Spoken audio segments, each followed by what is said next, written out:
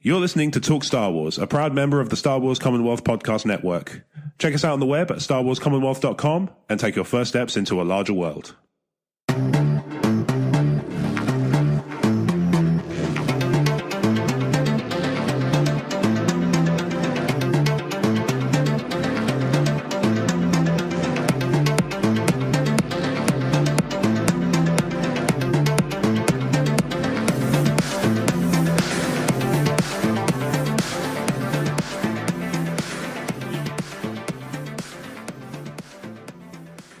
Hello there, and welcome back to Talk Star Wars for episode 166 from Emotionally14.com. I am Rob.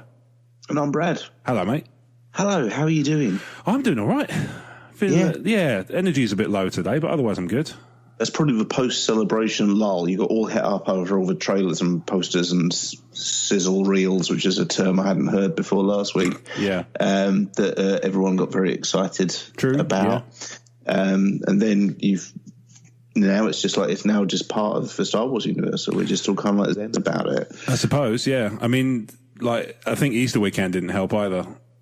It was a long weekend. Yeah, long weekend. We did a lot of driving to see family and stuff, so we didn't actually spend a lot of that time relaxing. But it was nice to see family, so it's not like it's not a loss or anything. By any means. They're kind of important. Yeah, you been Star Wars in much? Well, especially it's a nice segue. Okay. I don't know if you've seen that local UK supermarket chain Tesco, other supermarkets are available, were at one point doing a promotional offer which would result in you obtaining a free Star Wars Experts Guide from DK. No, I hadn't seen that. Weirdly enough, I didn't know it was a Tesco thing. Other supermarkets are available. I was in a charity shop. I'm not going to say which one, so I'd have to do the rigmarole, but I was in a charity shop and I saw it on the shelf and I didn't have any change. Otherwise, I'd have probably just picked it up on a lark. But we went to see Jen's parents the next day and he said, "Oh, I saw that this was this deal was on in Tesco's and I got you one." I was like, "Oh, thanks very much." Okay. So I have one. Oh, nice. Okay, cool. I was thinking I might run you through, not run you through. This is how it ends. We are still long overdue for our duel. Yeah. No, I was thinking I might have a read of it for next week, and maybe we can have a look and see the kind of stuff that qualifies you to be an expert. And did we know it? Did we know it before I read it out? That sort of thing. I feel I can smash it.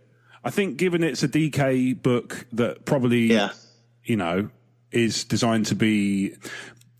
I mean, not for nothing, but also in current year, I think the definition of what will make somebody feel like an expert has changed. You feel like the goalposts have shifted a little. Gone are the days of the diplomatic corps entrance exam. The Legends book. that was nails. Yeah, I remember it. It really was. Yeah, that was migraine. I remember I remember punching the air when there's a question I could get right.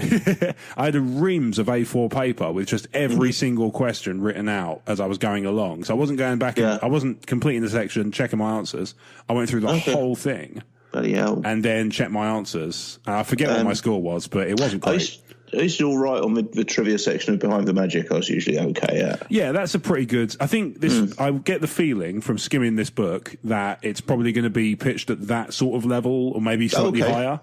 Cool. So it's probably that kind of thing. I mean, my daughter has a few of the DK sticker books. She's quite a fan of those. Yeah, some of them are pretty deep pulls through like background characters and stuff. Yeah, I've got a couple of their books. I've got that. They're the ones who published that Star Wars Learn to Code thing using Scratch. Oh yeah. Although I've given up on it because when I looked for all the sprite libraries, remember I said that they don't come. There's no download link for them. When I went looking for them in the Scratch library, they're either not there or impossible to find. So I gave up. Okay. So I'm just going to learn to code the old-fashioned way.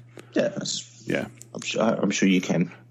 Program the nano transistors myself, draw the things onto the solder by hand, and away we go. Yeah. Apparently that would take. I read somewhere. So did I read somewhere, or was I told? In any case, I learned a weird bit of trivia. In order for one person to program Windows 10, if they were just switching the what are they called? Switches on the processor from zero between 0 and 1 themselves manually, it would take 5,000 years. Easy. But that's what programming does. Like, that's the time that programming saves in the world. Every time a program is created, it's like, that's how much man hours it would save. Or woman hours. Yeah. 5,000. I think it said 5,000 years. It's a ridiculously long time. It's far in excess of the standard human lifespan. Challenge accepted. Yeah. Might be all right for Yoda, but, but we digress. Well, that's what we do, man. Yeah, it's been known. Yeah, I think we're going to challenge our expertise. Anybody who's surprised, where have you been? Yeah, I've been here for ages now. Exactly. Speaking of people who've been and not been this last week, Vesuvi's written in. Now, I will caveat by saying this is a short one. Unfortunately, Vesuvi has not had an entirely fruitful, productive week, as I'll about to elucidate on. Thanks, Rob. Thanks, Brad. Thanks those who throw their Stetsons into the air. Thanks, Miranda Hart-looking aliens. Thanks, Timuri Blag, making a cameo in episode 9, accompanied by Yakety Sax. I had to look it up. Do you know who Timuri Blag is off the top of your head, incidentally? No. Broom Boy. Sorry? Broom Boy. Broom Boy. Oh, okay. He has a name. Turns out. Everything in Star Wars does. This is true. Yeah. And Vesuvi continues, I'm still too exhausted to contribute very much. My apologies. Yesterday, April 21st, was my 51st birthday. Well, happy birthday, Vesuvi. Happy life day. But the previous night, I was awoken from a solid slumber by firefighters banging on my door because the neighbour cater-cornered to me accidentally burned their place down. Well, you would do it accidentally, wouldn't you? Thankfully, no one was hurt, but I tell you, it's not the way you want to get woken up after just managing to drift off to dreamland. 8-layer cake filled... Vesuvi, Night of the Commonwealth. 8 layers of cake. That's a mad cake. Maybe it's just 2 4-layer cakes stacked on top of each other. That works, or 4 twos. Wait. Is it 8-layer cakes or 8-layer cake? I think it's 8-layer cake rather than 8-layer cakes. If it's 8-layer cakes, what's 8 squared? 64. 60. Yes, 64. Yeah. Brad Mavs. No, we just call it maths. Is that worse? Correct. What? What is worse, eating 8-layer cakes or 8-layer cake? I don't know. I feel like 1 8-layer cake is worse than 8-layer cakes. Because a layer cake implies... Well, it depends how many layers are in each cake, doesn't it? Yeah, well, I mean, the fact that it's a layer cake suggests to me you get at least 2. Yeah. Otherwise it would just be a cake, surely. Maybe it's a cake shaped like Princess Leia. That makes sense. So then the question becomes... Well done, Brad. As much as anything you've ever said on the show, that makes sense. The important question is, how is the hair done? Because you get more cake if it's the New Hope style. That's true. You could put a couple of Danishes on the side. But maybe a series of muffins. Yeah? Small muffins. One's got the cinnamon buns, one's got the indoor. Yeah. You could totally have one cake. One's just boosh. Yeah. Have one cake and stick cinnamon buns on the side. That'd be great. Yeah, you could tell. There's probably 8-layer costumes. There must be by now. I would think so. There's 2 in A New Hope. So, well, yeah. Let's think. So there's 2 in A New Hope, and there's Hoth, Bespin. She's in something else in the Falcon as well, shortly. And I thought so. And then on the Nebulon B, so that's 4 in Empire. There you go. And then at least 2, 3. At least 3 in Jedi, because you've got Boosh, Slave Leia, and the indoor outfit. She must be wearing something else on the briefing for the Death Star too. Yeah, I would have thought so. She can't still be in the Slave Leia outfit by that point. I feel like I'd have noticed. I feel like Wedge would have said something. Yeah, exactly. He strikes me as the man who gets the job of like having to be the voice of acknowledge the elephant in the room. Yeah, it's just like I thought I'd have to ask. Chewie, I can't help but notice everyone else here is wearing trousers, and it's making people uncomfortable. I think you're going to say, Chewie, I can't help but notice that everybody else is wearing their slave layer outfit, and you are letting the side down. Why are you always carrying 20 packs of Bensons around with you? This is true, yeah. Other brands are available. Yeah. And, surprisingly expensive. I haven't bought any for years, but I can't imagine they've gotten cheaper. They are not. They are. I haven't bought any myself, but I know from speaking to shopkeepers with whom I'm friends that they are not getting any cheaper by any means. Quite the opposite. I think they just about hit £6 a pack when I quit. So. Oh yeah, I think they're like nearly 11 now. That's more than a DVD. That's not worth it, man. Yeah, well, I mean, just make him illegal. If you want to make him illegal, make him illegal.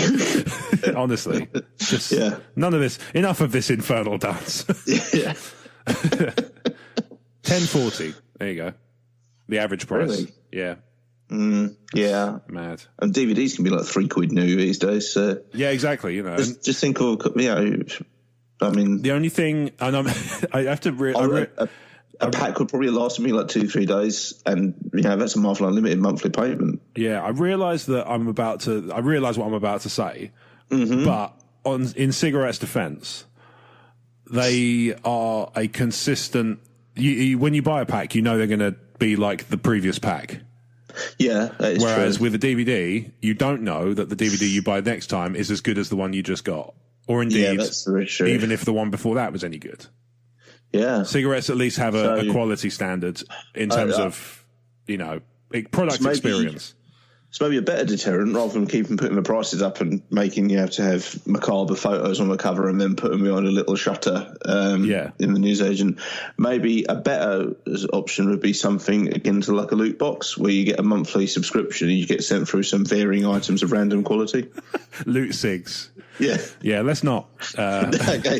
If you're listening, cigarette companies, and I've no reason to believe you're not, because our listeners' number in the numbers, I would say. Welcome to my unboxing. Last month, remember, we got 200 Marlboro Reds. That was very nice. Unfortunately, now I've just been given a spiral-bound notebook and some cinnamon, for which I have to make my own cigarette. Next month. I knew the quality would vary, but this is not the best. T-shirt's good though. I mean, they're not going to taste as hot as a Marlboro Reds, but there you go. Yeah, indeed. Then the following month, you just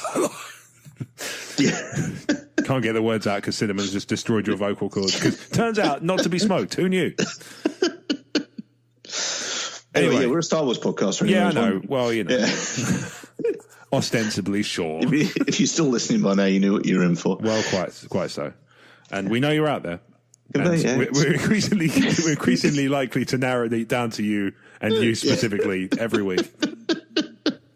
I'm liking this new business model, man. Such as it is. Yeah. So Vesuvi, hoping you've had some sleep since this was written, and obviously thank you for Timmery Blake, the official name. Yes. Broom Boy, the action figure, is probably a thing. To be honest, they've got everybody else. He's probably got 3 different pop vinyls by now. Well, I would have thought, that and the Pixel one, the ones. I think he'll be in Legion.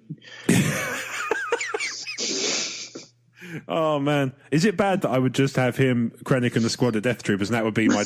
I'd just buy them and stop. Wouldn't even have a core. Wouldn't even have a core set. Wouldn't even have a core. Just looking forward to playing the Death Troopers. They should be quick. Yeah, I think so. Yeah, I think you'd be very surprised. I'd be very surprised if they don't take longer than say a coat of black and some varnish. Pretty much. Yeah. You could do the little green lights, I suppose, for a bit of flair if you wanted. I intend to. Yeah, well, that's good. Yeah, on the subject of Star Wars, Star Wars toys specifically. Obviously, I realise on the subject of Star Wars, we should probably talk about this some more. But on the subject of Star Wars toys, I can't help but notice. I don't know if you've seen this. Have you noticed how many? How do I put this kindly? How loose they've got with what qualifies for the Black Series now. It's not really something I look at. I've never been okay. I see the Black Series occasionally when I'm looking at Star Wars toys in a toy shop, but it's not something I keep up with, I'm afraid. Okay, well, I'll give you a list of some of the ones in the latest batch. So there are certain ones I think make perfect sense, right? So the first one that I see here is Grievous. Awesome. Yeah, that works for me, right? That totally works. I can see that working really good. I mean, the Black Series stuff is lovely, even though it's not my bag. I think the sculpt works is usually really, really good. Oh, they're brilliant, yeah. So yeah, Grievous seems to be relatively new. They've re-released Boba Fett they did like an original packaging. Oh, okay, yeah. But I can't help but notice they've got DJ from Last Jedi as one. Mm. And that seems like a weird choice considering what... It's not so much that he's not a good character in so much as he has some screen time, but he doesn't have a lot of screen time. I feel like Black Series should be reserved for the really iconic characters. Well, like Jaina Solo. Well, Jaina Solo in Legends is quite... she has a fair bit of column inches, as it were. Yeah, and I suppose DJ's Last Jedi, I think he had a comic. Yeah, he had a comic, that's true. But, yeah, there's the ones like Dryden Voss. I mean, I can imagine... He is at least the villain of the film, really. True. And on the plus side, I would imagine the sculpt work on him is probably a good way of showing off some of their detail work. The tattoos and stuff, yeah. Yeah, having the sort of... They never really established what the red sort of veins are underneath his body that sort of flare up when he gets cross. They never really established that in the... They certainly don't do it in the film. I've got the Solo sticker book to hand. It might be in there. Might not be.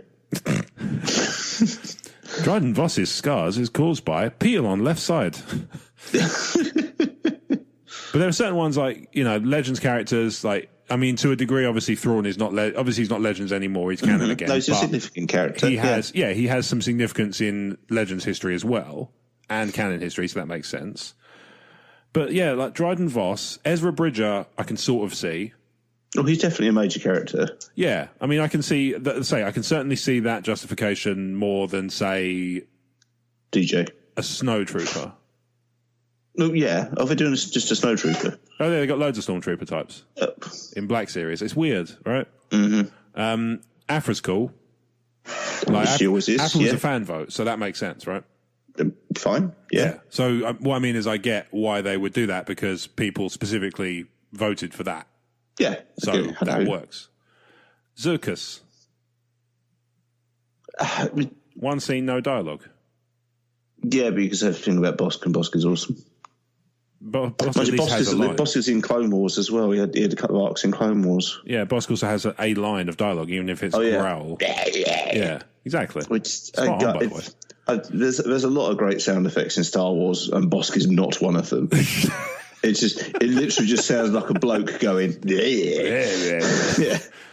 Val from Vandor, from Solo. Why are you biting? The cat's biting me, sorry. That's all right. It's okay. Val from Solo. A significant character, I'd say. Somewhat, but she's not in it for as much as you think. It's not you specifically. If the criteria to become a Black Series action figure is kind of like the WWE Hall of Fame, then yeah, I feel she needs to be a little more significant than she is. She's significant within the narrative sense. Obviously, it gives a lot of weight to. Yeah. Well, here's Beckett's one as well. Character. Han Solo on Mimban.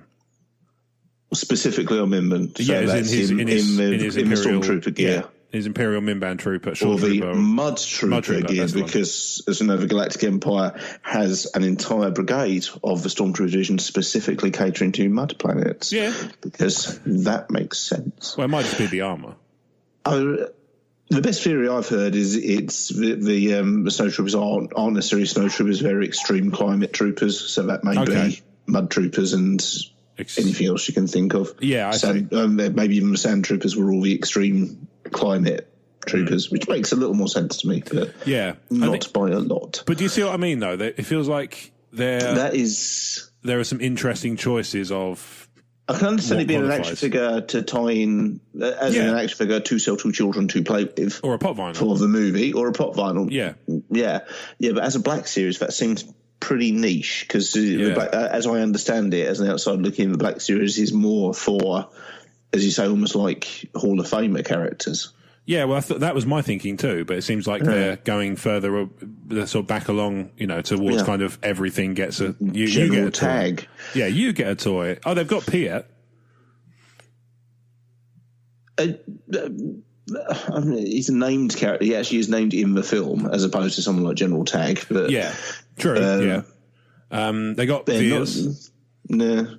They're not really... It's again, like, Veers is kind of a fan... he's a bit of a cult favourite, isn't he? When I collected autographs on my DVDs, my criteria was the actor playing the part had to have a Wikipedia page. Okay. So that was kind of my yardstick. I mean, I can see that one. But then you're chasing autographs, right? Whereas this is something for mass production. A premium action figure line, allegedly. Whether or not it still qualifies. It does seem unusual. I'm not sure I trust it. Nonetheless, it's just one of those passing things. I've been noticing it recently because, obviously, post-Celebration, there's a lot of toy announcements, and I keep seeing Adam in Retro Inc.'s Facebook group is really good at, he shares it in the TSW Toybox group, which is still going, I think, as well, and he's really good at sharing the sculpts of the Black Series stuff. Okay. And they look really cool, but at the same time, I do find myself thinking, wow, they are really expanding the definition. Yeah, just expanding very loose on the definition of what qualifies as Black Series now. Like, it used to be reserved for kind of, like you say, the really iconic characters and the really sort of the cult favourites. Let's say I can understand Via's, and to a degree, Piet being in on that basis. But especially you've got some people who might specifically collect Imperial officers. Yeah, if they've got a Hall of Gits, say. Exactly. Then that might work, But then I feel like almost... But I do feel like, certainly for a pop vinyl, Piet and Nida and Tag and Motti, we're all going to look the same as pop vinyl, surely. Yeah, well, I would understand less if it was pop vinyls, I think. Yeah. Yeah, I agree. I think it's that would be a harder one to justify. Via's you can get away with because he's got the whole helmet shape thing working for him. Oh, yeah, that's true. Yeah, like Jerjerrod and Piet, how would you tell them apart? Yeah, exactly. I'm assuming I'm pronouncing that correctly. I don't know. Piet. Yeah. That's the guy. Sounds right. Yeah, well, good. That's I'm glad to hear it. Yeah. Anyway, moving on. So we have an email from Mr. Diecast Desperado himself. Hey. Yeah, I was pleased to hear him as well. So Mr. Desperado writes, "Greetings, gents. I really enjoyed your last episode about the Rise of Skywalker teaser. After a week of thinking about it, I have an idea about the film. I think that something you said may in fact be what we see. Knowing that Disney planned on Palpatine's return from the beginning, I think Kylo saying he would finish what his grandfather started was a clever foreshadowing to Kylo taking out Palpatine.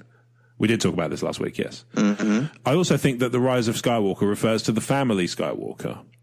When Kylo turns good, he will redeem Luke by fixing Luke's biggest failure, and when he destroys Palpatine, he will be completing Anakin's redemption. This is just what I think would happen. I'd love to hear what you think. May the Force be with you, Desperado." Didn't we already say what we think, and that's what he's agreeing with? I think so, but I think he's expanded upon it. So the idea of Kylo flipping, kind of double dipping on, Palpatine flipping. There's enough there before we get onto the postscript, so let's break this down. Something you said may in fact be what we see. Knowing that Disney planned on Palpatine's return from the beginning, I think Kylo saying he would finish what his grandfather started was a clever foreshadowing to Kylo taking out Palpatine. I don't know how happy I am with that, because I think that'll impact Anakin Skywalker's character arc. That's my main hang-up about the notion of Palpatine being back. If it ends up that the entire purpose of the sequel trilogy, which it could be accused of at the moment, is to completely devalue the value of Return of the Jedi and the grander saga, then I'm not overly comfortable with that. I'm fine with Palpatine being acknowledged. I'm fine with him being in it in some form. But I do kind of feel like his story was told. Yeah, we do. I agree. I think we sort of got closure pretty comfortably with that. I think the legacy of those characters, like the Palpatines and the Vaders, is something you should absolutely delve into, because it's very relevant to the lasting effect. The lasting effect they have on the galaxy should not be understated. And so anything you can do that touches on that stuff is fine and all well and good. But I'm very much with you. I think I touched on this briefly last week, but my big apprehension about the teaser trailer was that it would be antithetical to the way they've presented themselves thus far, which is an entity, the story group as an entity, with a tremendous amount of respect for George's work. Yeah, I'm fairly confident that that's not what's going to happen. It's just I've seen more than a few fan reactions on various social media platforms and podcasts and what have you that seem to be going down that road. And I'm just like, that's maybe I just get something different from a saga than you do, but that's not the direction I want to see 9 going in. Yeah, I suppose we have to keep in mind that some people came into the films later than us, so their experience of the trilogy, the saga might be with the sequels lens, whereas we're kind of OT special editions lens. Yeah. I do. I'm fine with 9 tying together some threads thematically, but I don't think it should undo the story elements which have already concluded. Yeah, I totally agree. I have interest. So when you say there are threads dangling, which ones would you consider to be the danglers? Just conceptual threads. Let's see. Okay. It's more thematic rather than story threads. Like I think I've said before, points of view is a recurring theme in Star Wars. Yeah. Unreliable father figures or absent father figures is a recurring theme. Yeah. Or unreliable father figures is a recurring theme. In Star Wars. So those are some elements which should be tied in, but at the same time, when JJ said Episode 9 has to tie together the greater saga as well as wrapping up this final trilogy, I feel like a lot of people have clotted onto the first part of that and gone, oh, it's going to wrap up all 9 movies, and not really focusing on the fact it also has to wrap up the main arc of 7, 8 and 9. Yeah. So I would like to see it use some nods and references to the history that is previously established. Like I say, if Palpatine's in it as a holocron projection or a Force ghost or something like that, totally on board with that. The concept is him coming out as being the big bad after he's just been absent for 30 years. Doing what?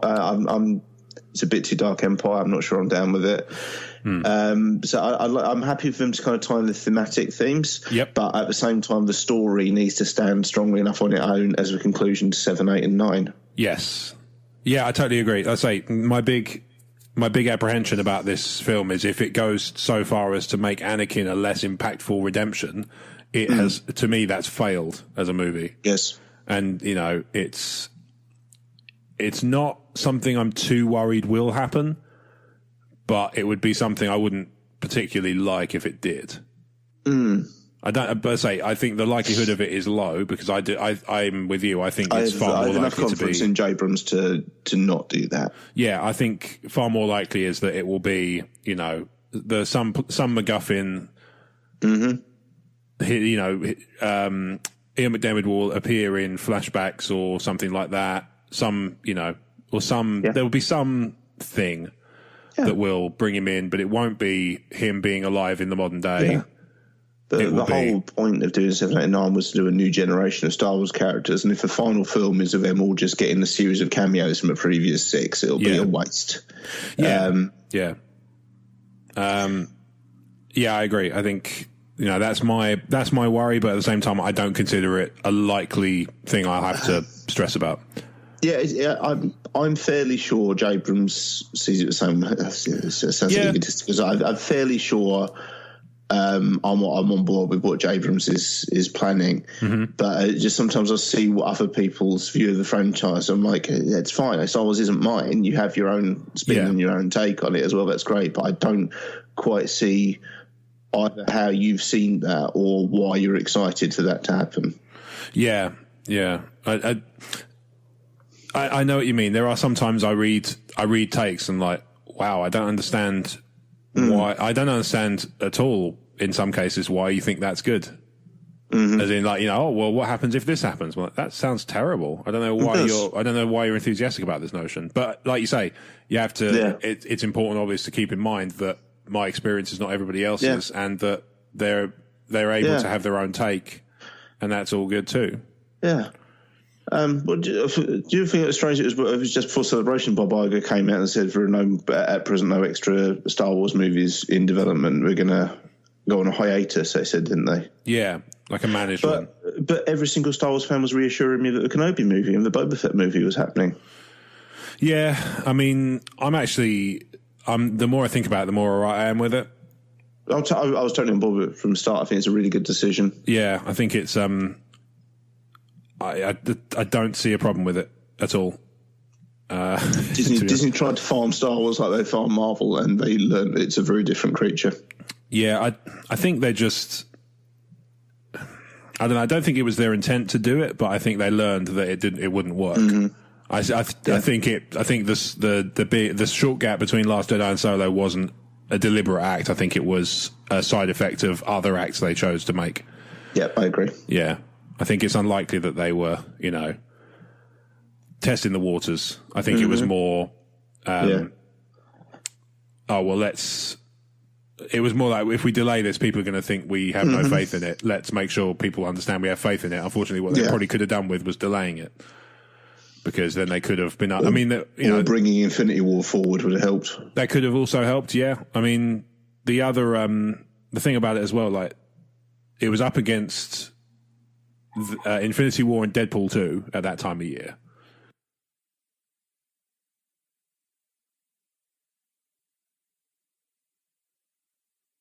It was up against Infinity War and Deadpool 2 within like a month.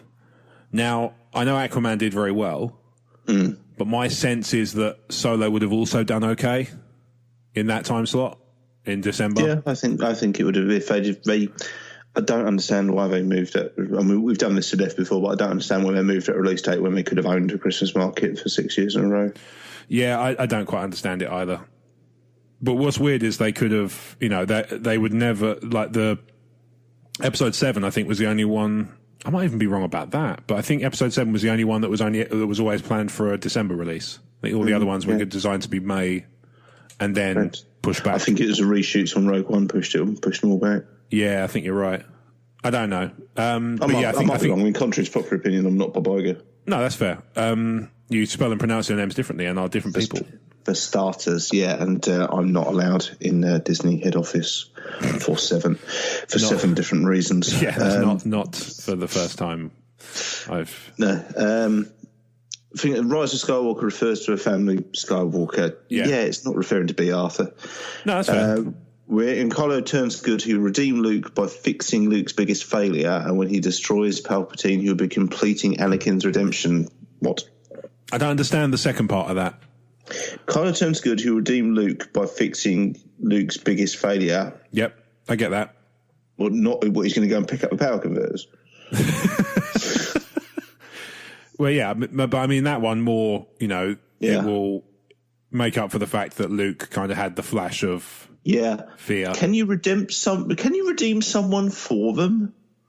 I think it's a little presumptuous. Does any good redeem? Does destroying Palpatine mean you don't say to someone, "Oh, don't worry, mate, I'll redeem you for you"? That's not how that works. You make your own redemption. Luke will have to redeem himself, and Anakin has redeemed himself. You don't redeem someone for them. It's not a Boots voucher, all right? It's something they have to do to themselves. Can you lend me your redemption card? Yeah. I know what you mean. Anakin is redeemed. You don't need to complete Anakin's redemption. Yeah, he's redeemed. Yeah, exactly. Yeah. I mean, I suppose obviously, I have to speak for Desperdue to a point here because he's not here, obviously, to answer. That's how this works. But I suspect, I have a sense that the way he's framing that is more by completing Anakin's redemption, in so much as the legacy of Anakin is also people being redeemed. Like like the legacy of him is redemption rather than falling and never coming back. Like it's more about anybody can be saved is the legacy. Maybe it's more like he's redeeming Anakin's legacy rather than because obviously Bloodlines established that the galaxy is still very much afraid of Darth Vader. As an entity. So maybe by Kylo, if, let's say in this example where Desperdue turns out to have it bang on the money, let's say, Palpatine being, eradicated from existence, whether that's spiritual or corporeal, doesn't really matter. So ultimately, whatever form Palpatine takes, if he eradicates all presence of him from the galaxy, it's kind of like it doesn't really matter what Vader did. Anakin's legacy is one of redemptive arc. Yeah. You know what I mean? Yeah. And then there's that's kind of how I see it. So Desperdue had a postscript, which is I forgot to mention something. So these came as two separate emails, I should clarify. Okay, right. Because otherwise it's a weird thing to just not go back and change it, right? Postscripts are a weird hangover, aren't they, really? Well, this is kind of how I deal with two emails coming. No, that makes perfect sense. But really, these days, you just go back and edit the original letter before you post it, don't you? Yeah, exactly.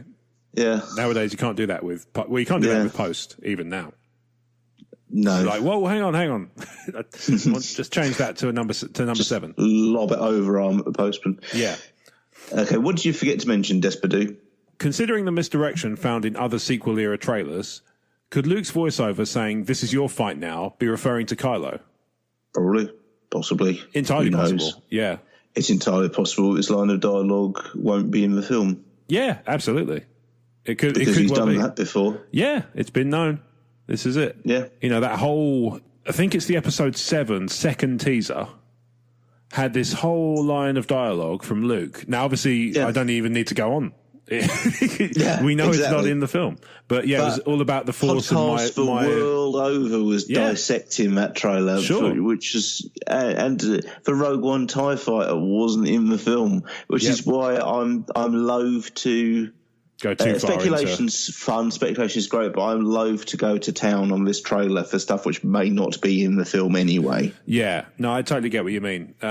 Let's say I think it was like a line about the Force, and my father had it, my sister has it, you have that power too.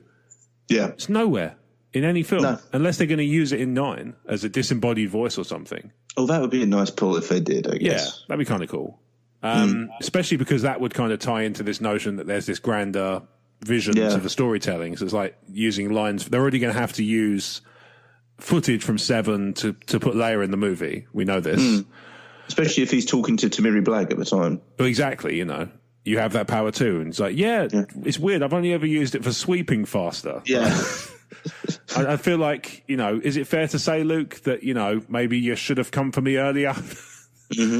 But yeah, it's entirely possible that this is your fight now.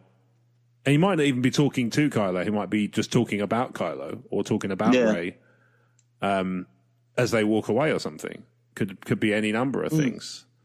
But yeah, I mean, Despedu's not wrong to point out the amount, the sheer volume of misdirects in the sequel era, the Disney era. Let's call it the Disney era because it's not the sequel era so much as the Disney era in general.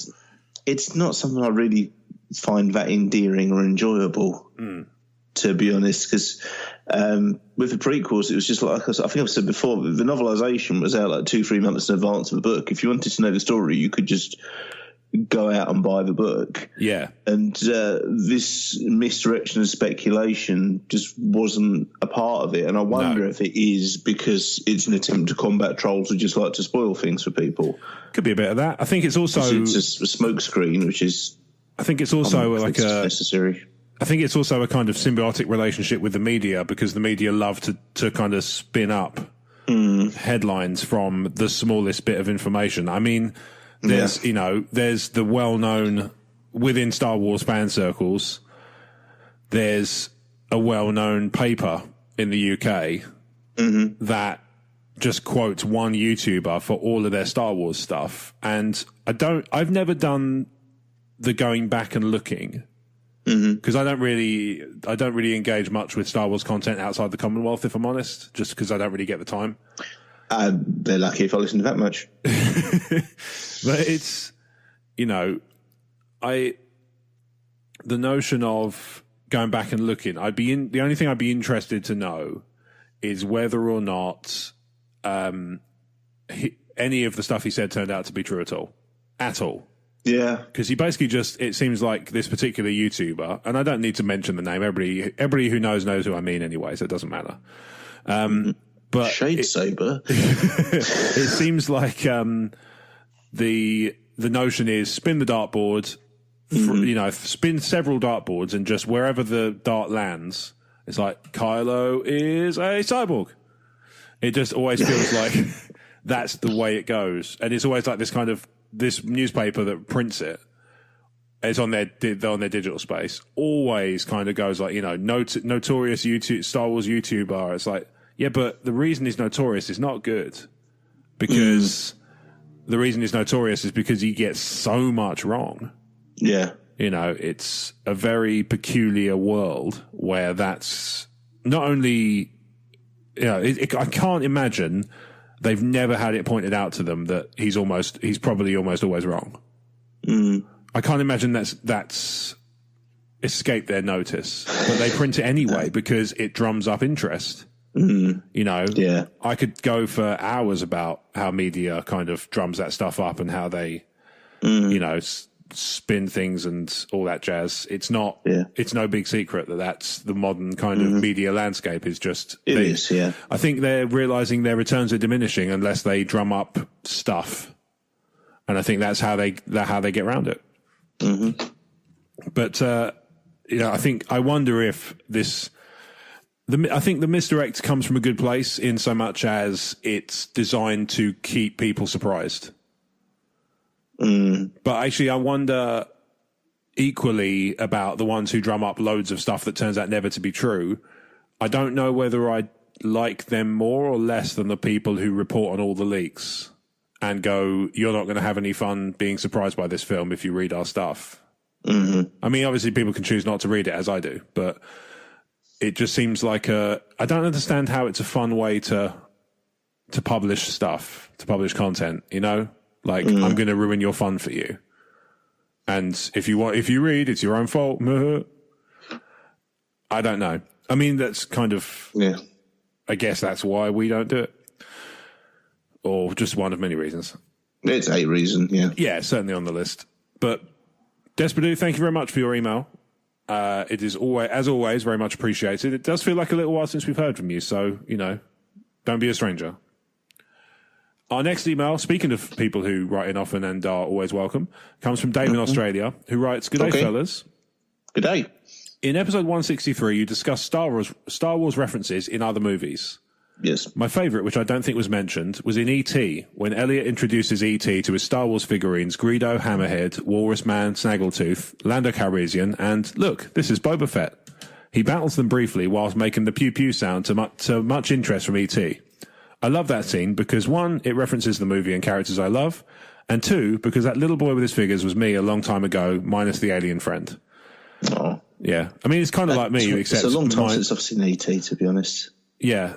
Likewise, actually, now I think about it. I think I've been childhood traumatized. I think that's totally possible. Well, there's a slight variation on the usual story that people say about that film with mine. So we watched it, I think, Christmas. It was on TV, and we had to stop for dinner at the point where E.T., quote, dies. Okay. So I went through all of Christmas dinner, apparently just like bawling my eyes out because E.T. had just died. And then it's like, dinner time. So then I didn't find out for probably 3/4 of an hour that actually he doesn't die. It doesn't stick. But the damage was probably done, I think. You know, it's a very charming and very magical movie in so much as, you know, obviously it's tremendous fun. It's ridiculous to see how young Drew Barrymore is in that movie. Yeah. And to see her now and kind of like just how much time has passed. And I watched her on, I don't know if I certainly didn't mention it to you on air, but I think I might have told you about that. Norm Macdonald has a show on Netflix. Oh, yeah, yeah. The second episode is Drew Barrymore. And actually she comes off really, you know, quite charming. Anyway, to celebration stuff, writes Dave. Okay. The teaser trailer looked okay. It did. I'm approaching episode 9 with mild trepidation, although I secretly hope JJ can pull off something special. He's on the same page as us, then. Oh, my. My prediction will be that the opening sequence with Ray back flipping over the TIE fighter is a misdirect and won't even appear in the film. It just doesn't seem to fit anywhere. I also predict the Palpatine laugh... Does it seem to fit anywhere in a film you haven't seen? It is an odd... Pourquoi? It is an odd image. Yeah. I wonder if it's like, it doesn't... Maybe it's like a weird way of saying it doesn't feel like Star Wars. I don't know. Maybe. Yeah, I don't know. Who knows? I also predict the Palpatine laugh will appear as part of a Sith holocron message. That's my impression. Yeah, the Sith holocron's got a lot of focus in the Rebels series, and I believe they will continue with an appearance in the story here. Regarding the title, I really don't want the new Jedi Order to be renamed Skywalker, as I have heard some predict. So, if the title refers to one individual, that would be weird, as Star Wars has never named a film based on one individual character, apart from Solo, obviously. If the title refers to many individuals with the same name, I also question that.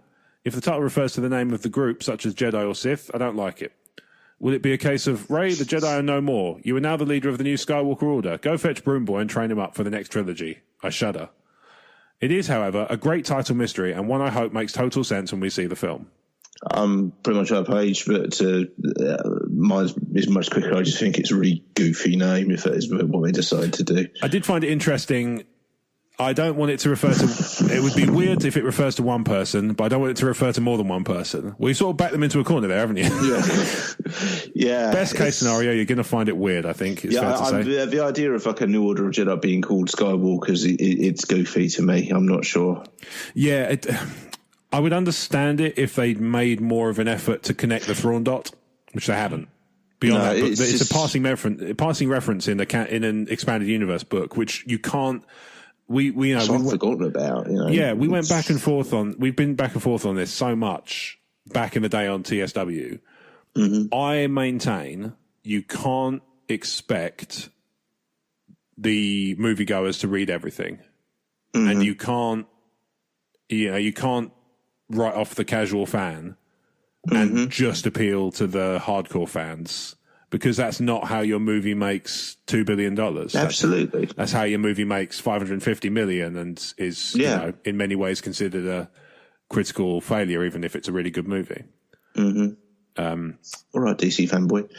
I meant Solo, but yeah. Oh, right, okay. So, yeah, I mean, my personal thing, I'm totally with Dave and with you. I don't want Skywalkers to be the new title. I would have kind of liked it to be like the Legacy of Skywalker or something. At least that would be like emotive of the saga as a whole. Yeah. The Rise of Skywalker for episode 9 seems like an odd juxtaposition. Now I'm sure that has a deliberate reasoning behind it, but I just don't get it. No, it's got a reference either Rey as a Skywalker or it's got a reference a Skywalker character we've already seen. That's the only way I think it can play out. Yeah, I personally think it's going to be something to do with Kylo, or unless it's about historical, maybe it's about Luke and how he came to be, the teacher of a new school of Jedi. Mm-hmm. Something like that. But at this stage, obviously, it's hard to know because we're still 8 months out from the movie release. Mm-hmm. It just seems like an odd one, Yeah. Yeah. So Dave continues, The Mandalorian. Wow. This to me was the most exciting footage to come out of the celebration weekend. It looks fantastic. Gritty, dirty, dangerous. It reminded me of how Rogue One looked. Mm-hmm. I can't wait to see IG-88 and possibly Bossk in action. I'm more excited about this live-action series than Episode 9. I think it will be this live-action series that revitalizes the saga. Do you think we could see the series conclude with a cinematic episode pending its TV success? I'd be surprised because I think I'd be surprised on a meta level because I think the main reason The Mandalorian exists is to get people subscribing to Disney Plus. I agree. I'm sure it's telling stories first, but I think the reason it's presented in that format. Okay, the reason it is a VOD format rather than a movie or a novel. Yeah. Yeah. I think what you might see, which is increasingly trendy in TV circles, is to do a double-length episode during the series. Oh, okay. So, because Game of Thrones has got one, I think, in the last series. It had one in the previous series. Line of Duty, which is on in the UK at the moment, is double episode for the last one, I think. So, it's an increasingly common thing to have. If there's a story that really needs telling and you can't do it any other way, you have a double length episode. So it's like an hour and 20. Really, that's what Firefly did, wasn't it? Kind of. I mean, it used to be a double length pilot and then they ended with a film. Yeah, kind of. And I mean, it's also, when you think about it, an hour and 20 is what movies used to be. I mean, a while ago. Back in the day. Yeah. Yeah. A while ago. Demand more now. This is true. Yeah. Yeah. Yeah, I think the more likely scenario is double length episode, or maybe like a one-off special double length episode that's not part of the series, but it's not a cinematic release. Yeah, cinematic length, a Disney Plus exclusive movie. That's what we're saying. That sort of thing, or like a double length, just one-off episode. Yeah, I've been surprised before by announcing episode 7. Yeah. So I might be wrong, but no, I think they know people are interested in Mandalorian, which is why they'll try and make sure it's only available on Disney Plus. Yeah, I think you're right. I think it's a meta way of thinking, but sure. I think that's the reason. I think it helps a lot. I think it's definitely a massive factor in. Is it actually IG-88 or just an IG assassin droid? Has that been clarified? I think. I'm not sure. Okay. I know that they took the picture with Taika Waititi in the voiceover booth with a picture of IG on the screen, which leads people to think that it's going to be him doing the voice. Now, whether he plays it like he does in Thor Ragnarok, who knows? Whether he's just playing it serious, or maybe he even just does the noises like Bill Hader did for BB-8. Yeah, that could work. So, I think that's. I think it's equally plausible at this stage that it's IG-88, but it could also be just an IG series. I don't know how they work. You know better than I do about that stuff. I don't know very much. Oh, okay. But I mean, it's still more than I do. But absolutely, yeah. Bossk would be nice to see. Bossk would be nice to see. Better sound effects. I mean, if Zuckus and Forlom get a bit more screen time, they can finally justify their Black Series inclusion. This is true. Yeah. I mean, maybe not a Bossk, maybe a Trandoshan in general. Maybe there's a clan of them or something. There's certainly more than one Trandoshan in the world, because that just makes Bossk a tragic figure if that's not the case. Oh, wouldn't it though? That would be really sad. Yeah. Bossk, the last Trandoshan. I really feel like Dengar's getting neglected. I think he didn't he get a run in Clone Wars? He had a few episodes in Clone Wars with Bossk and Boba Fett. Yeah, but no, he could be in this, couldn't he? Yeah, obviously his legend stuff's been scrubbed. He's briefly in Aftermath as well, isn't he? Oh yeah, okay. Yeah, I forget about these. As an old Corellian. Yeah, I forget about those because I tried my best. I think that's fair. I didn't hate them as much as you did, but they would never be my favourites. Yeah. And then Dave concludes, and let's not forget the Clone Wars final season. Okay. All right. Yeah, we won't. I don't really know what to expect here and would love to hear your breakdown of what we can look forward to. Will we see a more volatile and conflicted Anakin in this series as he nears the events of Episode 3? Yes. I think so. Yeah. I think so. I mean, possibly.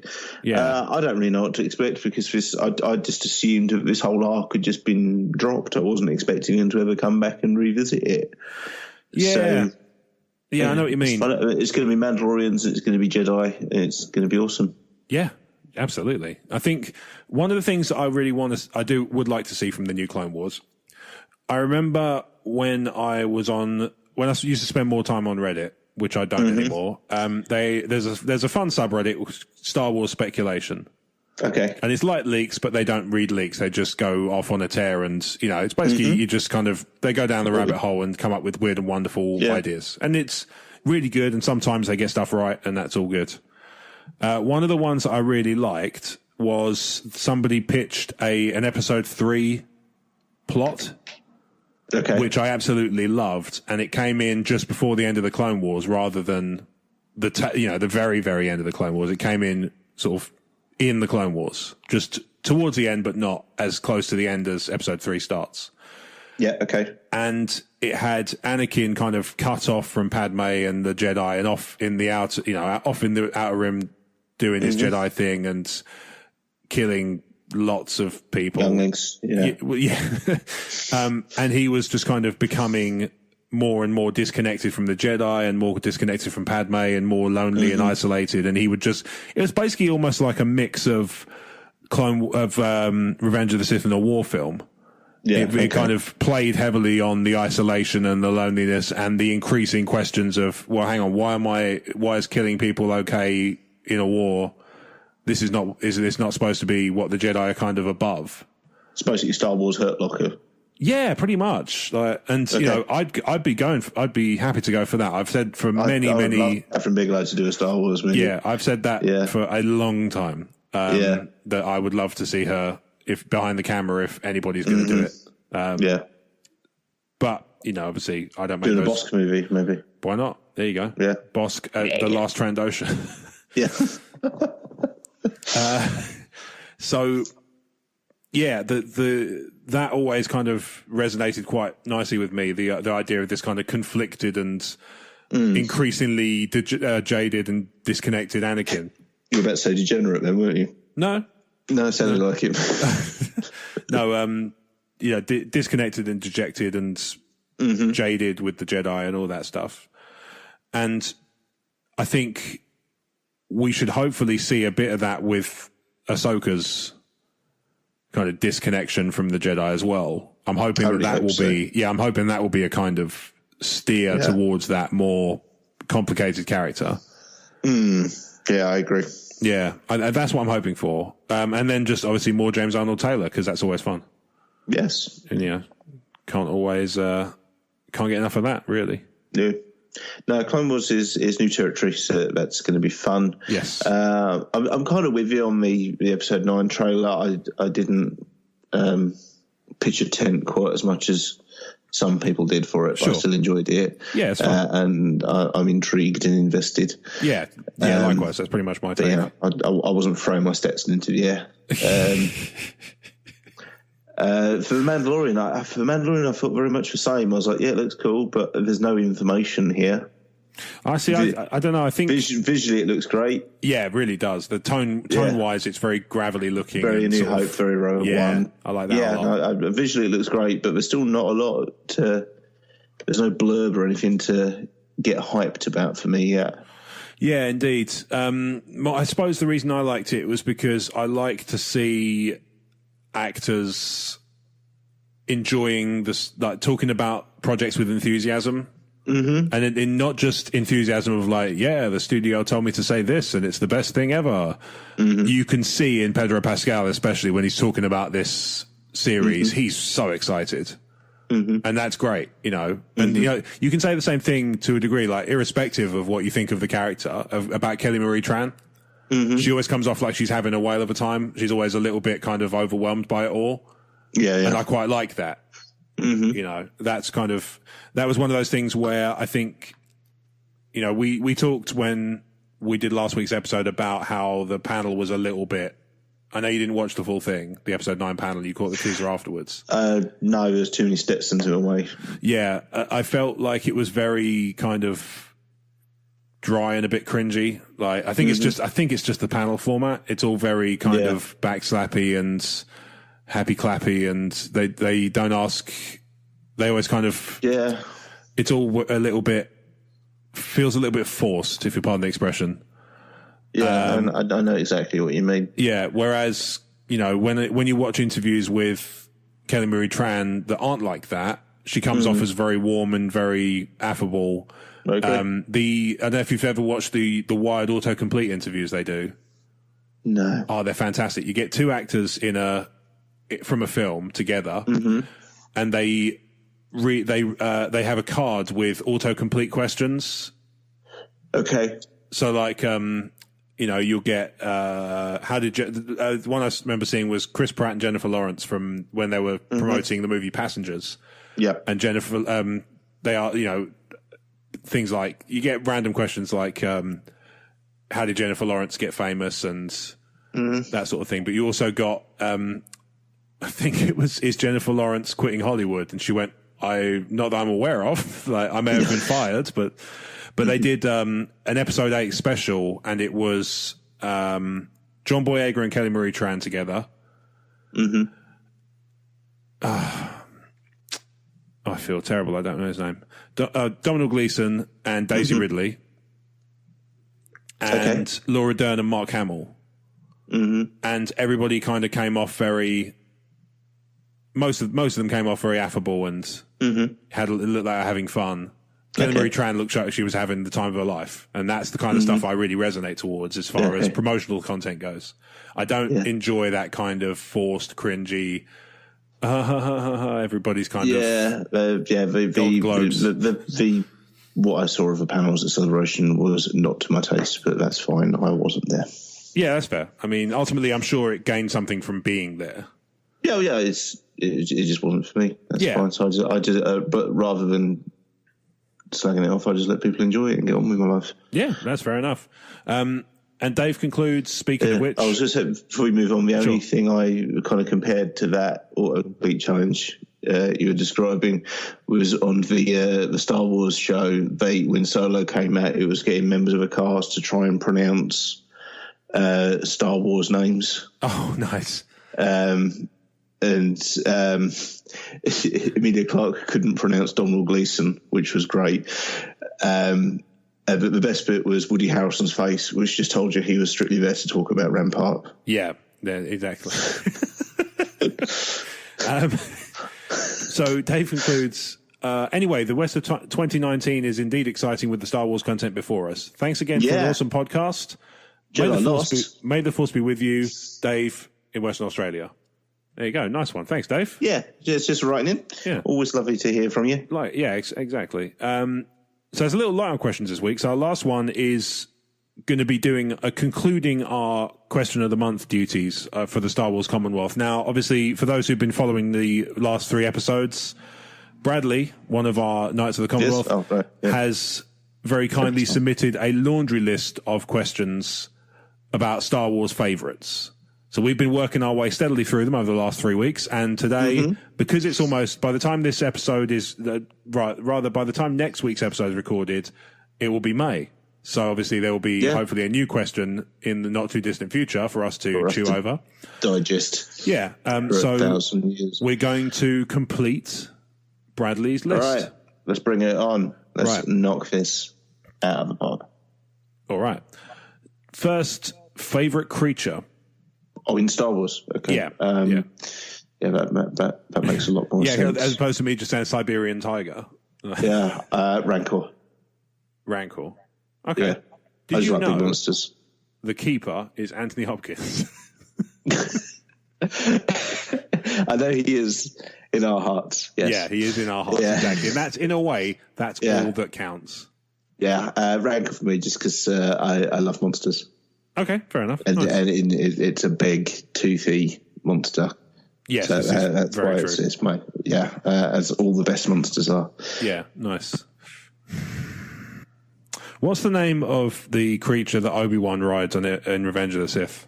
Oh, it was in Master Apprentice, wasn't it? Yeah.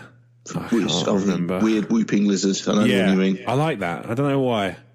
I think it looks really happy, like a spaniel. I also love it. It sounds a little bit like a car alarm. Yeah.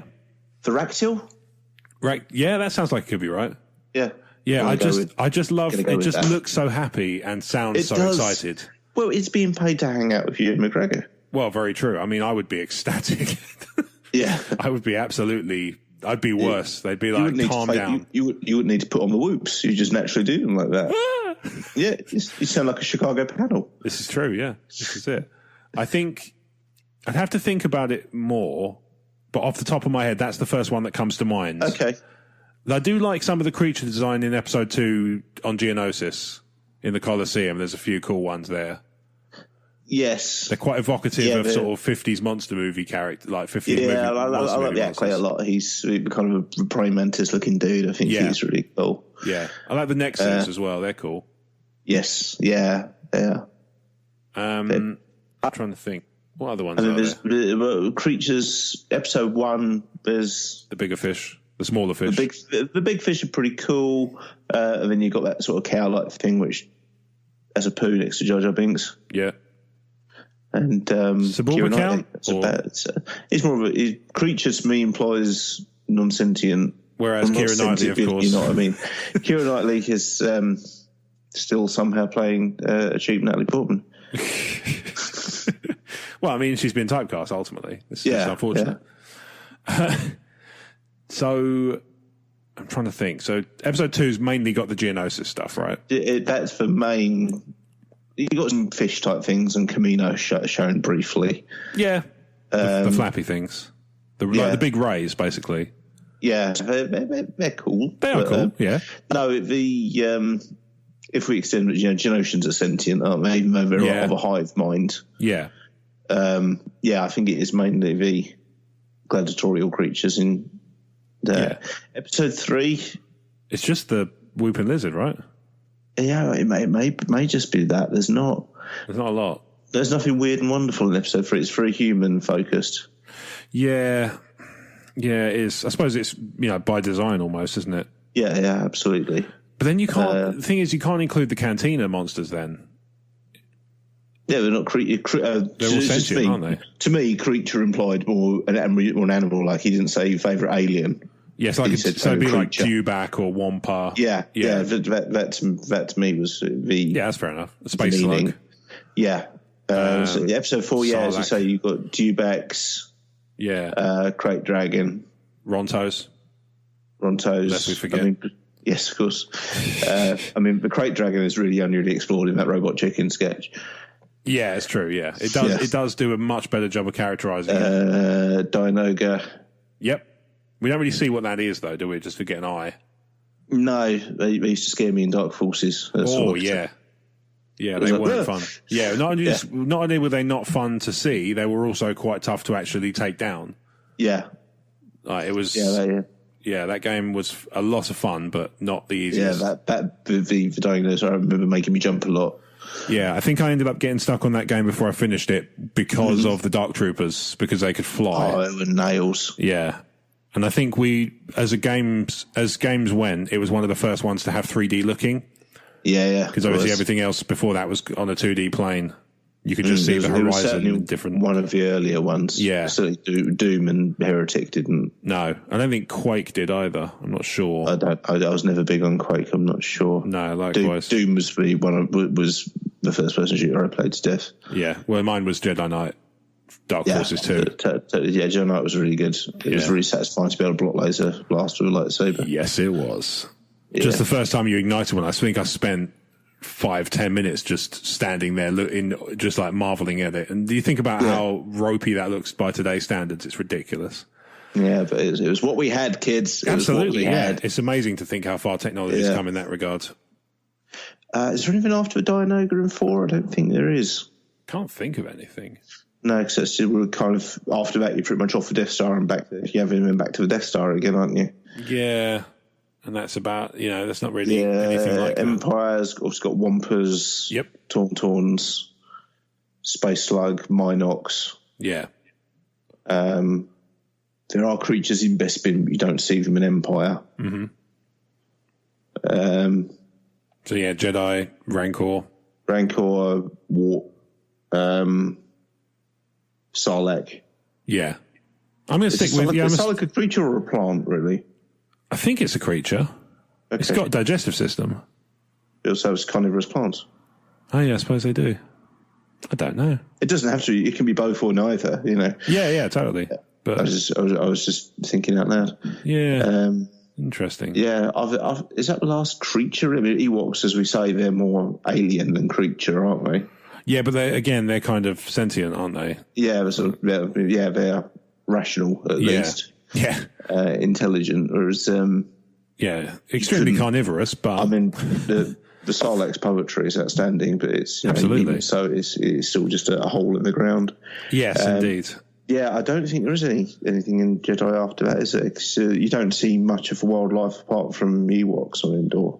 Certainly not in Jedi, anyway. No, indeed. The big monster from Caravan and Courage got reintroduced into canon in Forces of Destiny, but I can't remember what it's called for then there's Rathars.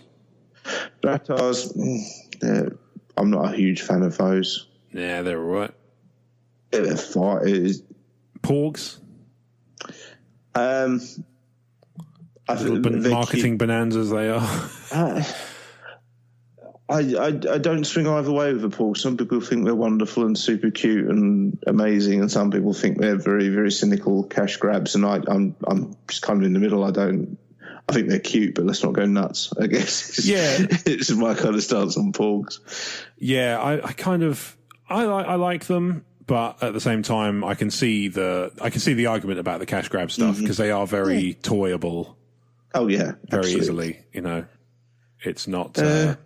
You got those strange Arctic foxes. Oh, Voltrex, something like that. No, I'm sticking with Rancor, I think, because it's a proper monster. Yeah, I'm going to go with Whooping Car Alarm Lizard. Okay, cool.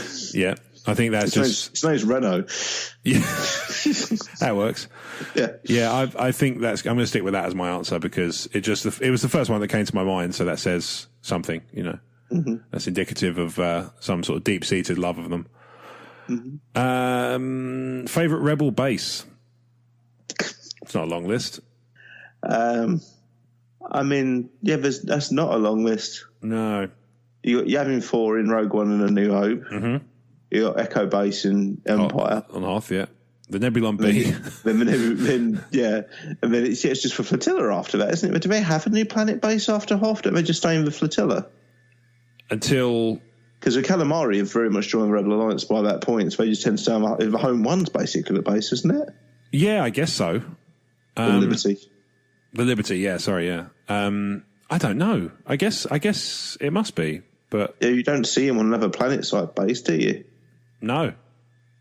I mean, Yavin 4 looks marginally more comfortable than living in Echo Base. I feel like I just feel like it'd be cold on Hoth. Well, yeah, I mean, that's kind of... It's an ice planet, right? Yeah, but, it looks cool. But yeah, very much, yeah. If I have a choice of which one to live on, yeah, I think Yavin looks nicer. You wouldn't have to pack so many jumpers. I mean, you can definitely... Thing is, though, you can dress in layers, can't you, to make yourself warmer? But if you're too hot, there's not a lot you can do. No. Besides getting nude. Just, yeah. I mean, after day 3, they kicked me out the back to tank. I'm a scarcely nude. Not never nude. But I mean, there's an old base on Dantooine, I guess. There's true, yeah. And there's obviously Crate. Must have been right. Yeah. Crate. I can imagine the air tastes disgusting, though. I mean, Crate. Yeah, I guess so. Just good. I mean, Febreze don't do salty fox as a flavour, do they? No. And I think that's fair. Yeah. I certainly can't imagine I would buy it. Partly because it sounds like a pirate ship. Well, there's that too, yeah. Yeah. The Salty Fox. Yeah. You know what? I can see that. Yeah. I'm the captain of the Salty Fox. I've just realised there's another question after this, so that's good. Yes, good. I was hoping there's more than two. No, as in another full question after this. Okay. Yeah. Anyway, I'm going to go for Hoth because you can always dress in layers to make yourself warmer. Cool. All right. Star Wars topic you enjoy discussing? Oh man, I mean all of it. Surely. I'm trying to think. Even all of it, even the bits I don't like, I'm happy to talk about it with you. I'm trying to think. If other people listen and enjoy that, then that's a bonus. Sure. Yeah. I'm trying to think what I've spent the most. Well, I mean, in terms of what I spent the most time talking about, that's really obvious. Yeah, but I won't. We'll spare for another week. I think it seems to have gone down well.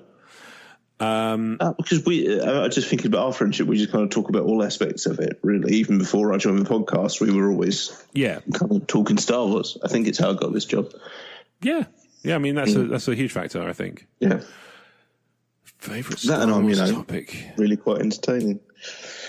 I think I quite like talking about the video games quite a bit. Uh-huh. You're a big video games guy as well. I am, yeah. It's kind of been my primary hobby growing up, but annoyingly not to a level where I could make any sort of money doing it. I've neither gone down the professional gamer nor the zero punctuation critic route, which, I mean, I don't know. Obviously, the really good pro gamers can make a lot of money. I'm not sure how much you make from... Wonders, yeah. Well, yeah, not that. Certainly not that. I think if you tournament place, you probably do okay. Yeah. But then obviously you have to be really good, and I'm not. That's always been a thing for me, so never a problem in that regard. Certainly I've never been through any dip in form because I've never had form to begin with. Oh man, I don't know. I feel like I suppose there's no aspect of it I favour over any other when it comes to just talking Star Wars, really. Yeah, I think, let's say, video games are the ones I've spent a lot of time talking about in terms of a specific subject, because obviously there have been so many video games of varying quality and really varying degrees of quality. So much. So I'll go with that as a specific subject. But yeah, I agree. Broadly speaking, I've probably talked about every aspect of Star Wars over the last few years. Both easily. On and off mic. Next. I mean, we're always talking Star Wars. It's just sometimes the microphone's on. Yeah, exactly. Next, favourite movie, all theatrical releases? Episode 3. Okay. I'm increasingly going towards Rogue One. Yeah. Yeah. Empire has always had that kind of top spot for me historically. Revenge of the Sith is kind of a close second. But Rogue One is still increasingly creeping up my list. Okay.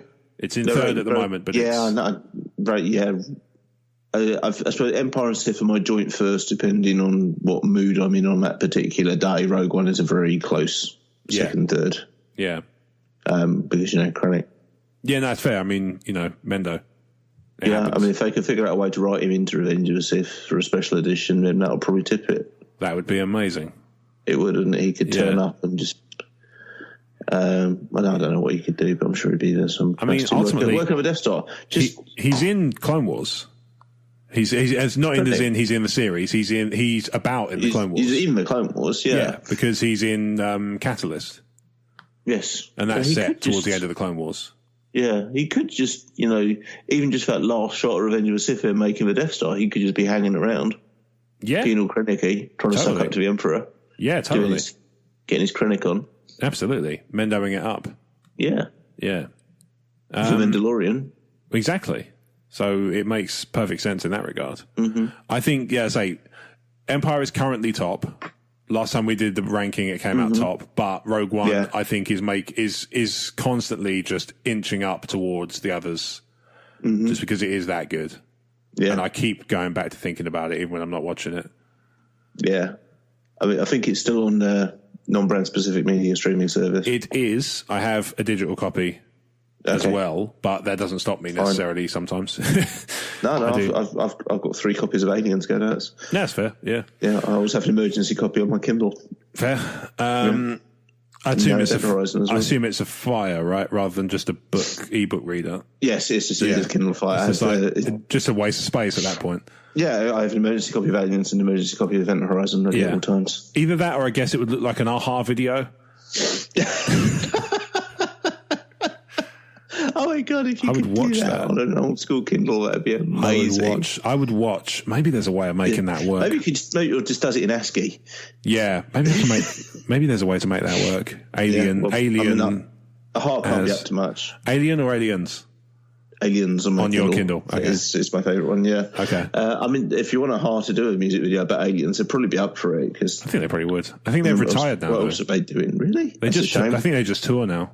Yeah, okay. They've retired from writing music. I think they just go. They've just performed the odd thing. They've looked at their back catalogue and gone. We're good enough. Yep. Yeah. Oh yeah. I mean, I don't blame them either. That'll do, Donkey. That'll do. Yeah, I don't blame them because they've got a significantly excellent body of work.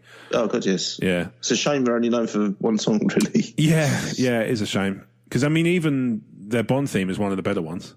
Which one did they do? Living Daylights. Of course it is. Yeah. Yes. Last one, behind the scenes footage. My favourite behind the scenes footage. Yeah. Oh, okay. Well, I wasn't really expecting that. There's a really good documentary. It's a short one on Solo. I think it's on the digital. I think it's on the home release. But it definitely did the rounds around the time the home release came out, where they talk about the best part of the movie. Okay. And it's all it's framed as if basically Chewie is this amazing thesp. Oh, okay. Yes, I've heard about it. Actually. It's fantastic. It's so funny. They all play it so straight. It's awesome. It reminds me of, you've watched, I mean, I know you're a Futurama fan. Mm-hmm. Do you ever watch the DVDs with commentary? I've seen one of them, yeah. Yeah, so there's an episode of Futurama with commentary where Billy West is playing Dr. Zoidberg on the commentary. Mm-hmm. And every time Zoidberg's on screen, he's just pretending he doesn't know who it is and just saying, like, he's such this guy's so talented. Yeah. And it just reminds me of that.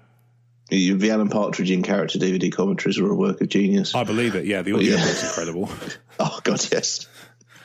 Yeah, but it puts me in mind of that, which has kind of very fond nostalgic memories for me, so that makes sense. Oh, man, my favourite bit of behind the scenes, it's tough. There's a lot there. I wasn't really prepared to even be asked that, to be honest. I mean, there's a great clip of just blooper reels from the prequels, which it just does rounds on YouTube, which is worth catching. You get a chance because you become aware that about 50% of it is Hayden Christensen falling over. Yeah, it's like he's got some sort of inner ear problem. He just seems to stack it at the first note. Yeah. The merest draft makes Hayden Christensen fall over, is what it looks like. You underestimate my power. Yeah, it's just halfway through, you're like, he falls over a lot. Yeah. I mean, I haven't seen that scene, but I would imagine it's probably hilarious. Yeah. I'll tell you what actually is the other one I like is the ones that get gift a lot. Obi-Wan in the car on Coruscant, just kind of like out for a jolly drive. Like, he's swaying backwards and forwards happily. You know, it's only a few seconds of video, but it's so funny.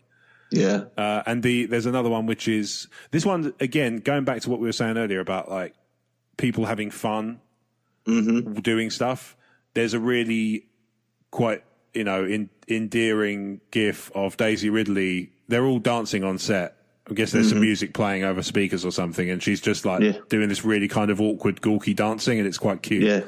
Yeah, I know what you mean. Yeah, and then Poe Dameron's also doing it, and that's also similarly wonderful for similar reasons. For other reasons, similar reasons. So yeah, totally. it's fine. There you go, Bradley. There are our answers, and that concludes every time. Yeah, that concludes. Well, I really enjoyed those. Some of those were incredibly hard. Yes, indeed. It was a fine list, Bradley, and you should be very happy with yourself. Not diplomatic corps entrance exam hard, but some things just cannot be that hard. No. So we have one more question, which is not in the notes because I had it, and for some reason I just didn't copy it across. I kept the email, but for some reason I didn't copy it across. So it's from Andrew. And hello. Andrew writes, "Hi, Team TSW. Thanks for the cracking Cellar Breakdown episode. You're welcome. I'm glad you enjoyed my breakdown. I have to say that my favourite Star Wars goof is the Mon Calamari who can't find his monitor in Return of the Jedi. I can't say I've seen that. I'll send you a link. He very kindly sent one through. Okay, cool. Poor guy. It's worrying to me that a species with eyes located on the side of their head for a greater field of vision to anticipate predators can't find a static monitor they surely refer to frequently. No wonder Akbar is easy to sneak up on. Man, that's one of the things that it's like, I couldn't believe the creative decision is there's a sniper for Star Wars Legion. Yes. And he's a Mon Calamari. Really?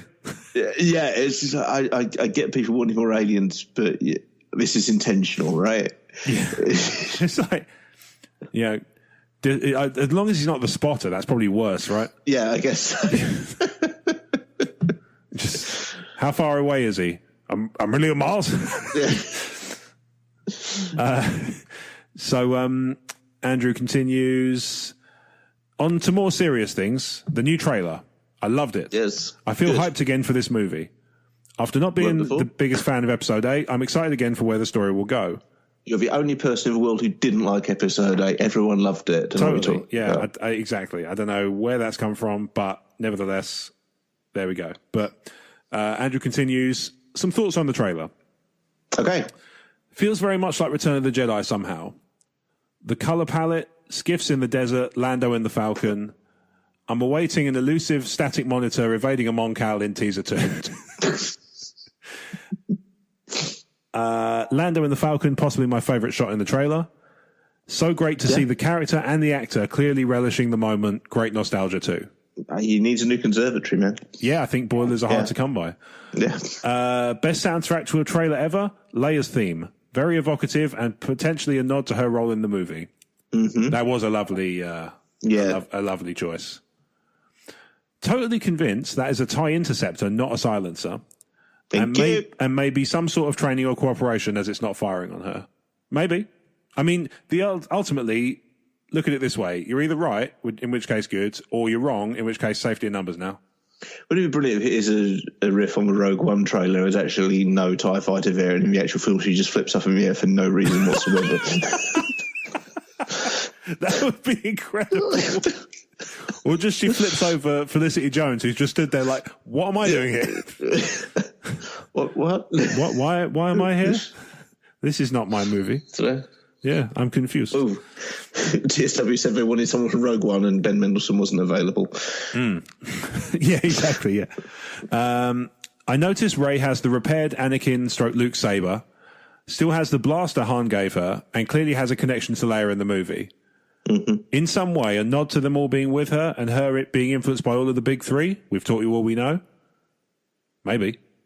That would be a nice... I would say that would probably be a nice way to handle the big three influence. A better way would have been to have them play a more important role.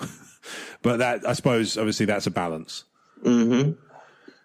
There was... No one was... No one isn't right, but when it comes to the balance of old and new characters in the sequel trilogy... Hard to get right. No one... They couldn't please everyone. No, absolutely. Anthony Daniels made a comment on the Episode 9 panel at Celebration that the desert landscape during filming was so good it was essentially Ralph McQuarrie's original artwork. Has he slipped up and told us that we're looking at Tatooine? It looked like Jeddah to me. Why would they go to either? There's Jedi temples on Jeddah? Yeah, but like the temple, isn't the Temple of the Wills been established to be just completely destroyed by the time Rogue One, even before they blast the city? Haven't they established that the Temple of the Wills is kind of not much use to anyone? I suppose so. But it just had that. My gut instinct was it was Jeddah. It was speculation on my part, and I apologise. No, that's fine. You don't have to apologise for that. That's fine. I know, but I'm just being nice. All right, fair enough. I'm trying it out. It's a new thing for me. I'll let you know how I get on. I mean, it might be Tatooine. My thing is just I don't understand. It has no significance for any of the remaining characters. No, Leia's got no real connection to Tatooine other than she once murdered someone there. Yes, that's true. Yeah. I had to think about that for a sec. I was like, yeah. Right. Yeah. Maybe in a comic or something. Oh wait, no.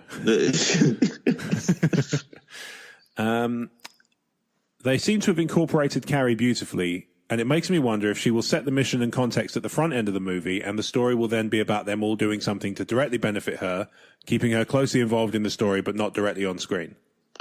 Possibly, or if they've got to kill her off, I want some supporting character to make a reference to her being one day off retirement. I don't know that you're going to get your wish on that one, but stranger things have happened. Yeah, I know. Season 3's that soon. Well, this is it, you know. Mm. Now, I have a theory on the infamous Palp laugh. Is this you or... This is Andrew. Andrew, okay, right. I'm sure we'll be getting him in digital or ethereal form and that he hasn't physically survived. For the reasons you touched on last episode, that wouldn't be great. Yeah. Yeah. I'm glad we're on the same page. Yeah. What if they're going to the Death Star 2 to find proof of the events of the final scenes of Return of the Jedi by way of security recording or holocron, showing that Luke made Vader turn back to the light and ultimately showing Vader killing the Emperor? To what end? They could be doing this, he continues, to show it to Kylo and make him see that if he wants to finish what Vader started, he has to turn 2 and defeat the First Order. Yeah. Or at least compromise his motivations and his understanding of Vader as pure evil. Also, with support from an effective press office, this could be broadcast widely to reveal to the inhabitants of the galaxy that the Emperor and Empire was ultimately evil all along and that Vader died doing the right thing. Sounds like something Lando could line up. Okay, I don't know why Lando factors in. I suppose you need him something to do. Yeah, I guess so. Yeah, there's more on this. Maybe he finally replaces that radar dish he knocked off. Maybe, yeah. Yeah. Just had this installed. Yeah. This would lead to the Rise of Skywalker in a number of ways. It would remove the stigma of being Vader's daughter from Leia, which we see emerge in Bloodline. Oh, I'd mentioned that earlier without even thinking about it. This will allow her to be accepted and potentially rule the New Republic, a fitting conclusion for her character and an appropriate plight for the characters to be chasing for her during the movie. Such proof would also allow Luke's legend to rise further, showing how he redeemed Vader. Kylo could rise by being redeemed in some way too as a result of this revelation, maybe sacrificing himself for a greater good having been inspired. See, that's how redemption works. More importantly, though, it would allow Anakin's legend to rise, showing people he did the right thing in the end. After all, isn't the Skywalker saga about Anakin, his rise, fall, and rise again? That would cement it. We've seen security recordings like this before, too. Obi-Wan seeing Anakin turn in Revenge of the Sith, and in Bloodline showing Leia kill Jabba. Also makes me wonder if we'll finally see Anakin in some way, with Hayden as a Force ghost or Vader in a recording or holocron too. He's got to show up if it's the conclusion of the Skywalker saga. Perhaps the Emperor's laugh is a bit of a misdirect from this bigger surprise which is coming. Anyway, I've rambled enough and just some thoughts. Lots to look forward to in coming weeks. Andy, what do you make of the Anakin stuff? That's doing the rounds. That is one of the best letters we've had since I joined the show. That was brilliant. Yeah, it's wonderful, isn't it? Yeah. What do you make of the notion of Anakin coming back? It's quite a popular one. I like all of that. That's a really good take on what we know so far, I think. Well, and relatively unbiased by fan favourites, which is what some people tend to do. Is people who want to see Hayden Christensen come back and, I don't know, kill Kylo or whatever. Yeah. Doesn't make a lot of sense to me. But and I really like all of that. Yeah, well, I don't think he the way he's explained it is it turns out he turns up as a Force ghost, which we've already seen him do, so we know he can. And then either that or Vader's in the recording. The recordings in Star Wars were always very interesting because they managed to zoom in on the person who's the focus, even when it has no right to be. Yeah, I don't know how very odd. Yeah. Man, Wizards in space. Yeah, I mean, ultimately it doesn't really matter. I know what you mean, though. It's one of those weird things I've never quite understood. Why do some of the holograms of Jedi Council need a chair? Yeah, I've never understood that one. Like, do they? Well, what happens if there's no chair at their end? That's what more. Do they have to mime? Do they have to squat? Yeah, like Yoda's just got like calves of steel. Yeah, just from. I mean, admittedly, he hasn't got a lot of weight to hold, but at the same time, surely. It just seems odd, Yeah.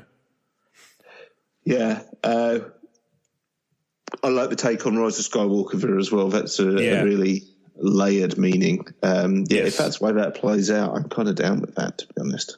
Yeah, I could swing with this. Like that. Yeah, I could swing with this. It's Andy, good job. Yeah, well done. Yeah, very well done indeed.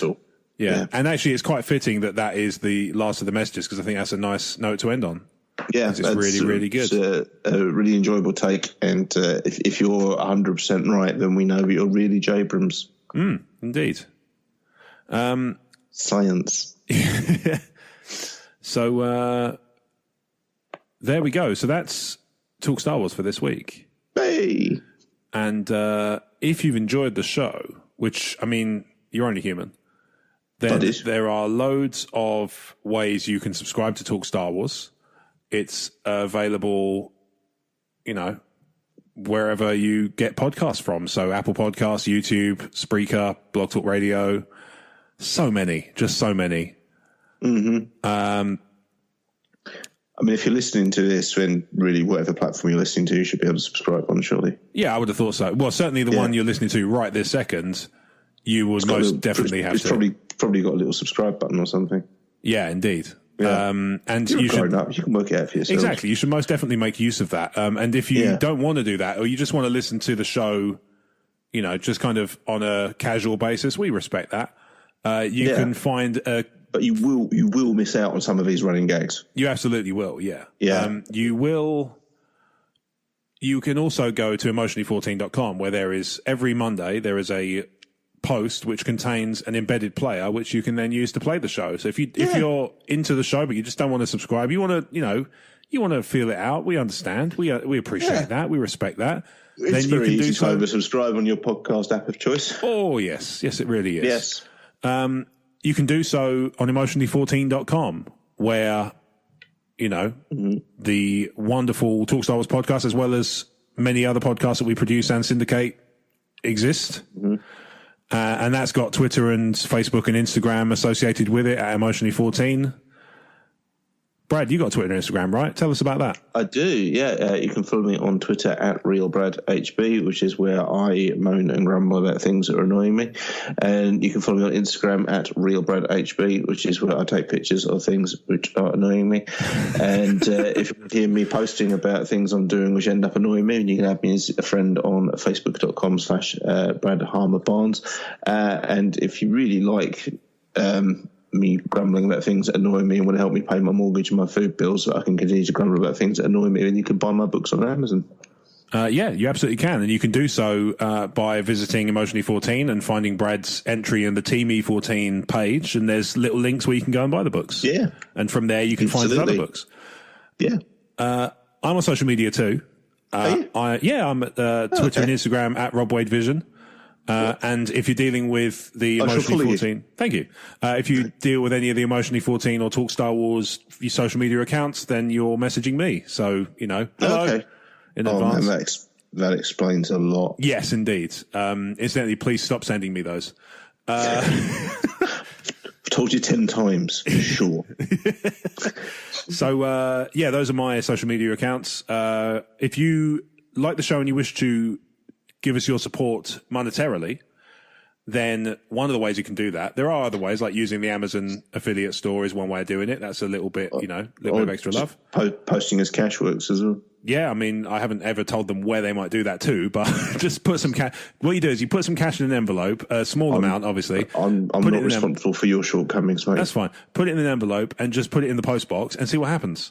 Yeah. And just hope it gets to us, and that's always fun.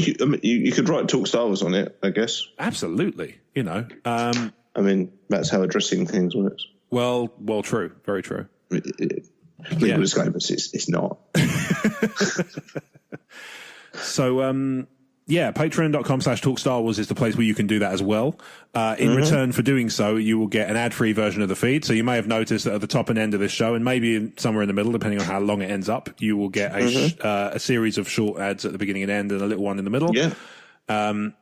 They are one of the ways we help keep the lights on.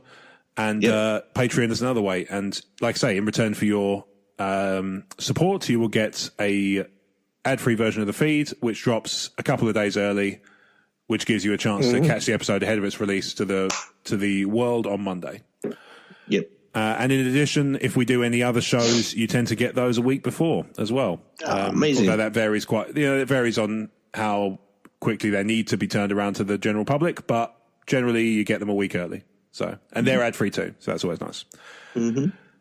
I would be remiss, as always, if I did not close the show without saying hi to the other Commonwealth shows and mentioning them in a positive light.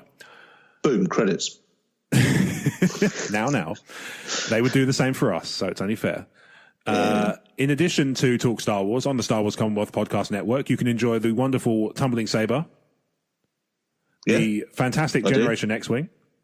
Yeah, they're good. The excellent Nerd Room. Yeah. The superlative Rogue Squadron podcast. Absolutely. The undeniably amazing San Diego Sabres radio podcast. Absolutely fantastic. The tremendous Tatooine Suns. 8 out of 10 would bang. The ravishing Retro Inc. podcast. Oh, wonderful. And the stupendous Sandcrawler podcast with Dan and Mike. I would give them a cuddle. Not as many alliterations as I wanted there, but I got some in. So that's all I care about.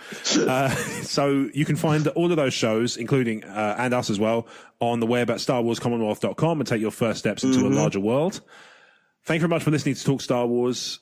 We will see you again next week for episode 167. In the meantime, thank you as always, and may the Force be with you.